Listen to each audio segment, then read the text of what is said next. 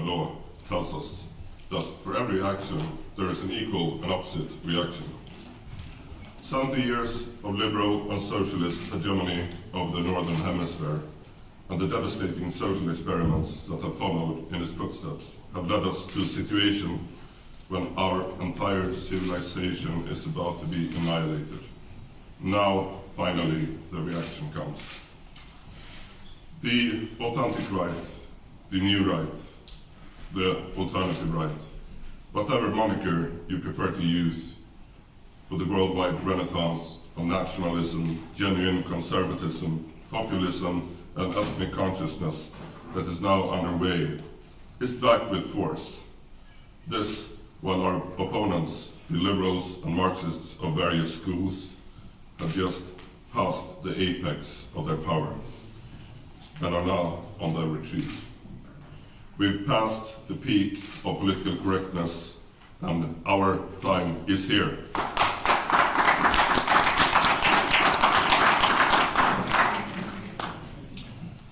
We live right now in this historic paradigm shift. We, nationalists, critics of the system, and authentic conservatives, who for decades have been shunted to the sidelines and banned from public debate, now advance with raging speed. 2016 was an unusually bad year for our enemies, the globalists, and a good year for us, and it will get better. There are plenty of examples of this. Brexit was the first clear indication that something is about to happen. A signal to the European Union that it now has a choice between either becoming a truly European Union or disappear off of the stage of history in a few decades.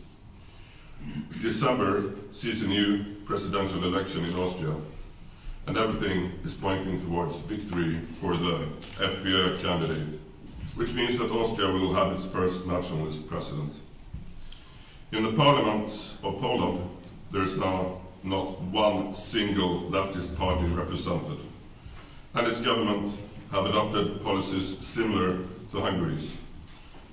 Speaking of the right-wing run Hungary, by the way, a referendum on immigration was recently held, in which the Hungarian people, just like the Fidesz government and the largest opposition party, Jobbik, delivered a clear no to mass immigration, with 98.3% voting against third world immigration.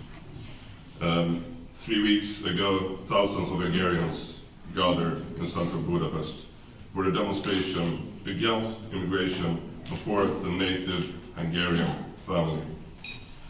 In Germany, the recently formed Alternative für Deutschland has, in the backwater of Angela Merkel's madly irresponsible migration policies, reaped enormous successes in the latest regional elections. They now seem to be on the path of becoming one of the major parties in the upcoming German general election. In most other European countries, populist parties and parties critical of immigration advance in strides. On other continents, we have similar examples. In the Philippines, Rodrigo Duterte, also known as the Donald Trump of Asia, recently won the presidential election. During his first 4 months in government, he has imprisoned or executed hundreds of thousands of drug dealers, begun enormous infrastructural projects, and posed a merciless challenge to the globalists of the UN, of the Obama administration, and last but not least, those of the Islamist militias of the Philippines. In India, the Hindu nationalist party BJP has been in power since 2014. Brazil also has its own answer to Donald Trump in the form of the presidential candidate Jair Bolsonaro, who is expected to do well in the coming presidential election in Brazil. And last but not least, we have something fantastic happening in the United States, in the form of the Trump phenomenon and the worldwide alt-right movement, which has been boosted greatly by the success of Trump. Even now, there are clear signs that the neoconservative trolls who have transformed the Republican Party into a neoliberal, neoconservative and warmongering party will be extirpated from American politics shortly. And if Trump wins the election and lives up to even half of the expectations we have reason to have on him, we may, for the first time in our lives, be able to call ourselves friends of the United States again.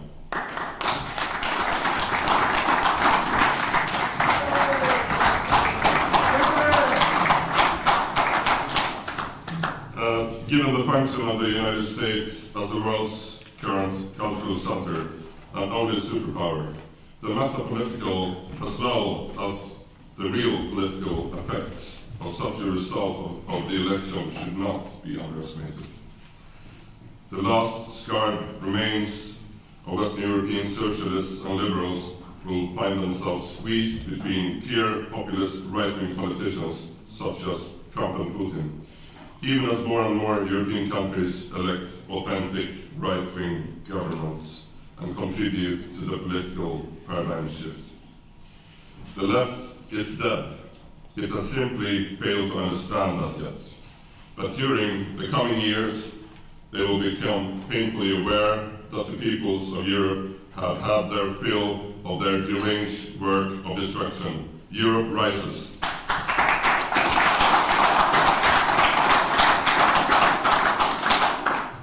The fake liberal right is trying to reimagine itself to fit in with a new political mood.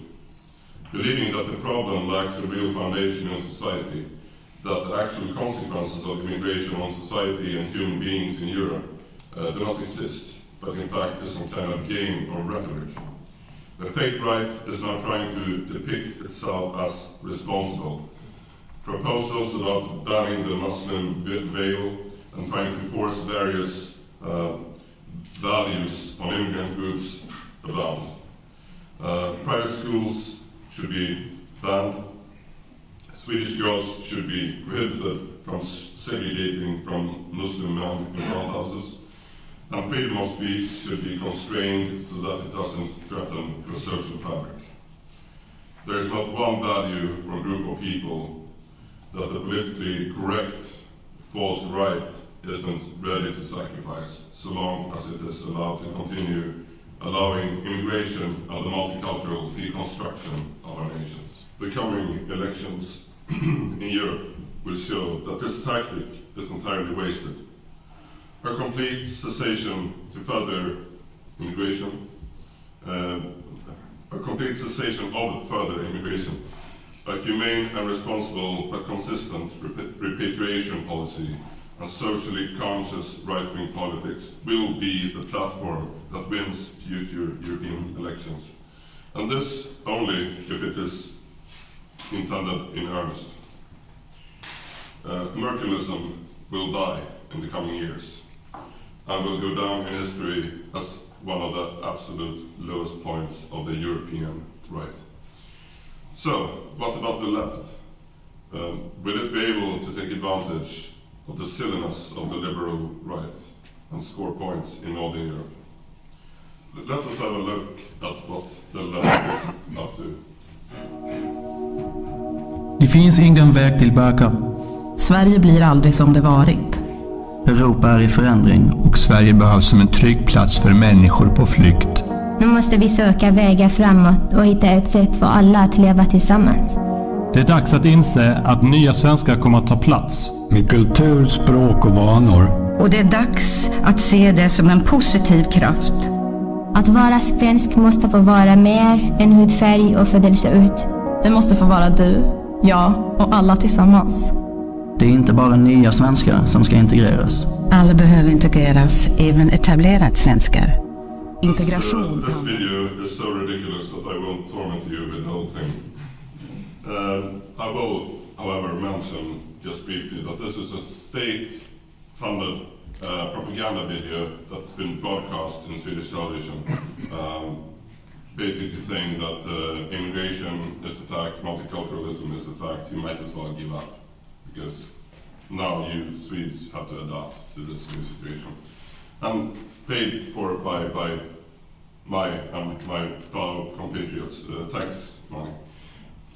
I will not bother to reply to their worn-out nonsense about there being no Swedishness. I will, however, comment on another propaganda myth from the movie, which our enemies have spent years to establish, namely that the multicultural society is here to stay and impossible to abolish. This is an important question, since this type of clever defeatist propaganda, often used in wartime to demoralize the opponent, has a tendency to take root even in rationally thinking people on our side. The purpose is to make us believe that resistance is futile and that we might as well accept that situation. Nothing, however, could be further from the truth. The issue of repatriation must be brought up on the agenda, and it is time that our own, in Sweden, in my view, far too careful and self-populist party, the Sweden Democrats, do like their many sister parties in Europe and work to introduce it into their agenda. Allow me to introduce my own humble and simple 5-point program for a successful policy of repatriation, in case you're not aware of it. First, review asylum rights for recent arrivals. The category of immigrants who could be most easily repatriated are the recent arrivals who have not yet received citizenship. Their grounds for asylum should be reviewed, and since the vast majority have insufficient grounds for asylum, their residence permits can be withdrawn and they can be expelled. Those few who have reasonable grounds for asylum can be granted temporary residency permits subject to a regular annual review and reassessment. At this time, this group consists of well over 500,000 people in Sweden. Hungary has also proposed to the European Union that Europe should construct a gigantic city for migrants in northern Libya, where all migrants who come illegally to Europe could be housed. Point 2. Our entire welfare system of the Western European countries, Sweden especially, but it goes for Germany as well, must be reformed from the ground up and should be modeled on countries with systems which work better, such as Hungary's. Through such reforms, one can eliminate most of the pull factors which lure non-European migrants to our parts of Europe. And a significant portion of those already here will find reasons to try their luck elsewhere, since the economic incentives that drew them here to begin with will have been removed. 3. Zero tolerance for crime. Immigrants without citizenship will have their residence permits cancelled and hence be deported for any and all types of crime. Immigrants who have received citizenship should have it revoked in cases of serious crimes. Since many immigrants already have dual citizenships, this will seldom be a practical problem.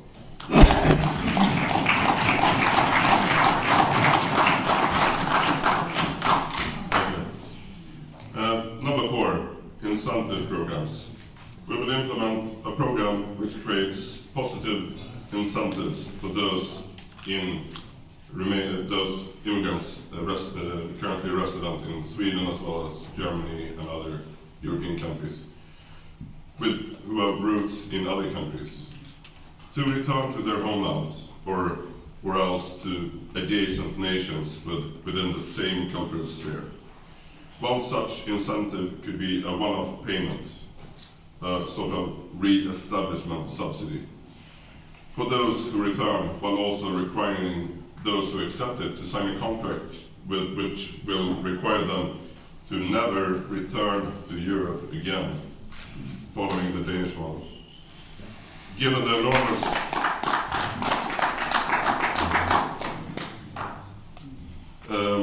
the enormous expenses incurred through the process of accepting asylum seekers, as well as those wrought by the need to support unemployed immigrants for a lifetime, such re-establishing subsidies could be rather generous without any necessary adverse effect on state finances. Considering the catastrophic consequences of immigration on a social level, one could also argue that a certain temporary economic hardship would in fact be a legitimate investment. Furthermore, a generous re-establishment subsidy would be a good incentive for the countries of origin involved, which may be otherwise reluctant to take them back in. The fifth and last point is bilateral agreements. The 4 points above should be combined with agreements and settlements concluded with the immigrants' home countries, as well as other nations in their vicinity. The chances of reaching such settlements are high. For one thing, to date, Swedish foreign aid has largely been issued on the terms demanded by the recipients. A deranged idea that the Swedish International Development Cooperation Agency even has the gall to brag about in public. It is time to shift the focus so that all foreign aid is offered on their own terms, rather than on those of the recipients. Such terms could and should include the demand that countries receiving aid must be willing to receive their own countrymen back.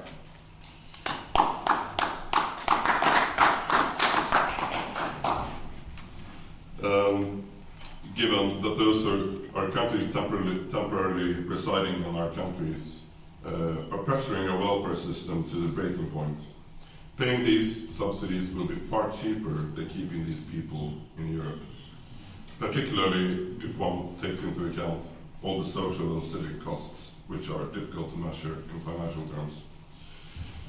In those cases, when the country of origin cannot be persuaded by any means to accept its own citizens, deals can be struck with third countries which can compensate financially for receiving migrants. Australia has recently implemented this model successfully. Repatriation is not inhumane, impossible, or undesirable. On the contrary, it is humane, possible, and necessary. Furthermore, it is also the natural step to take after the tidal wave of new migrants has been halted. If the post-Brexit European Union has even the slightest interest in once more becoming a functioning political entity which is legitimate in the eyes of its citizens, there is no other option. The issue of repatriation must be added to its agenda. So let us, as soon as possible, implement across the entire European continent policies which send out a clear message to the majority of those who have settled here for no reason. It is time to go home.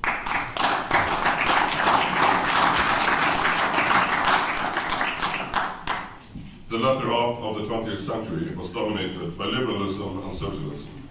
As a consequence of the old rights collapse and crisis of legitimacy after the Second World War.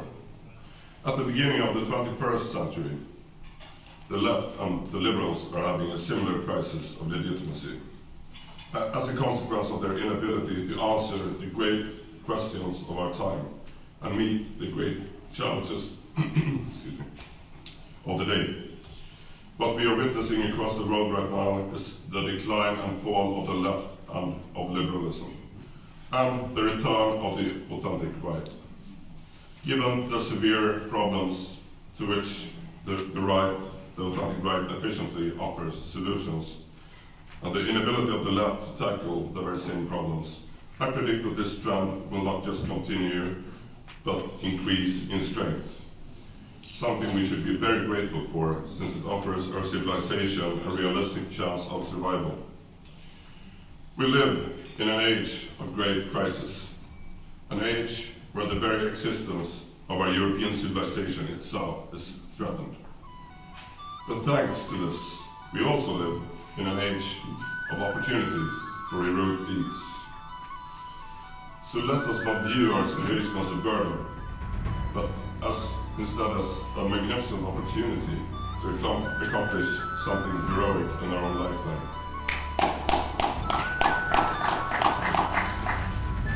The time of our enemies has passed, and within a decade we, will populate the corridors of power all across Europe. Let us therefore embrace this adventure in the knowledge that in the end we will be victorious.